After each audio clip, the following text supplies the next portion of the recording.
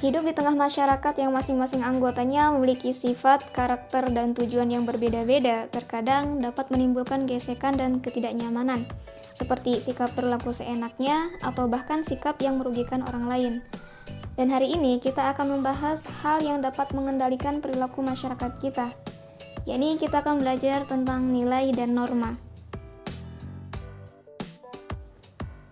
Nilai merupakan suatu pandangan seseorang tentang suatu hal yang baik atau hal yang buruk. Sementara norma merupakan aturan-aturan yang berlaku dalam masyarakat itu sendiri. Bedanya dengan nilai, norma ini bersifat nyata, tegas, dan jelas. Jika kalian melanggar norma, maka akan diberi hukuman atau sanksi tertentu. Norma yang ada di masyarakat merupakan suatu terapan dari nilai-nilai yang dianut oleh masyarakat tersebut. Contohnya, ketika ada yang membuang sampah sembarangan, maka respon yang tepat untuk dilakukan adalah menegurnya dengan baik dan sopan. Karena dalam berperilaku dalam masyarakat, kita harus mengedepankan yang namanya nilai dan norma sosial. Masyarakat yang menginginkan lingkungannya bersih, indah, dan sehat, membuat aturan untuk menjaga lingkungan mereka. Oleh karena itu, jika ada yang buang sampah sembarangan, akan menerima sanksi berupa teguran. Dari contoh tersebut akan dapat disimpulkan bahwa nilai adalah dasar terbentuknya norma. Kita beralih ke klasifikasi nilai sosial. Berdasarkan sifatnya, nilai sosial diklasifikasikan menjadi nilai mendarah daging dan nilai dominan. Nilai mendarah daging merupakan suatu nilai yang telah menjadi kepribadian atau kebiasaan seseorang.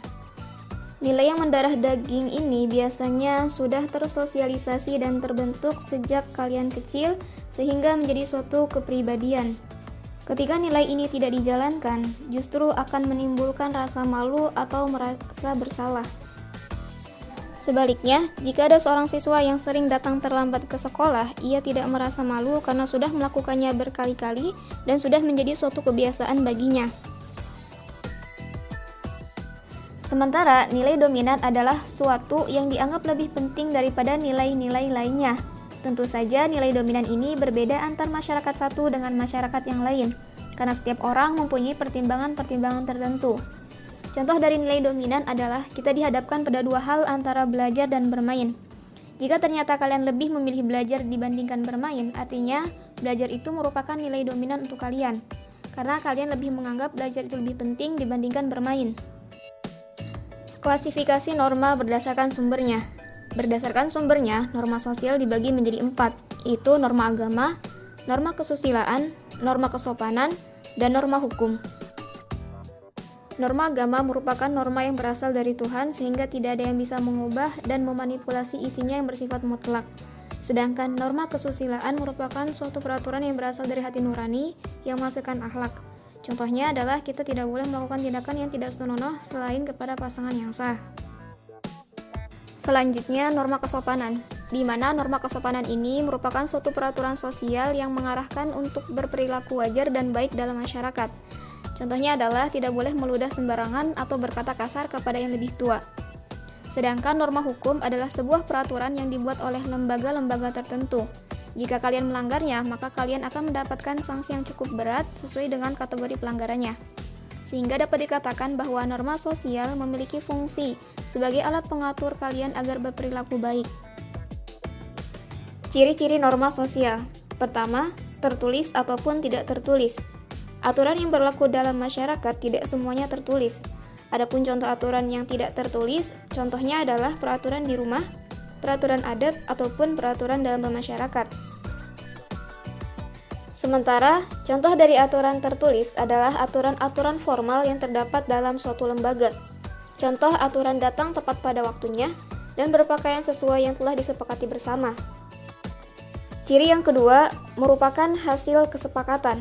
Tentu saja norma yang terdapat dalam suatu masyarakat merupakan hasil kesepakatan dari masyarakat itu sendiri. Ciri yang ketiga, ditaati bersama. Ketika ada suatu aturan atau norma yang berlaku dalam masyarakat, maka aturan itu harus ditaati secara bersama-sama. Ciri yang keempat, adanya sanksi. Di mana ketika kita melanggar norma yang berlaku dalam masyarakat, maka kita akan mendapatkan sanksi-sanksi tertentu. Contoh, ketika kalian tidak menggunakan helm saat bersepeda motor, maka akan mendapatkan sanksi berupa teguran ataupun denda dan hukuman yang lainnya. Ciri yang kelima yaitu bisa berubah. Norma sosial bersifat fleksibel, artinya menyesuaikan dengan keadaan zaman.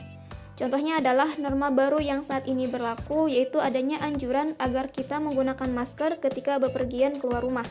Ketika dulu, tidak ada norma yang mengatur kita untuk bepergian menggunakan masker. Hal ini terjadi karena adanya situasi pandemi.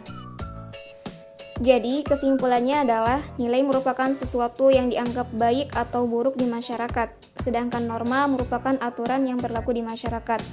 Norma dibentuk berdasarkan nilai-nilai yang berlaku di masyarakat dan bertujuan untuk mewujudkan nilai-nilai tersebut. Nilai dan norma inilah yang nantinya akan menjadi dasar terbentuknya lembaga sosial di masyarakat. Sekian penjelasannya, semoga bermanfaat dan terima kasih.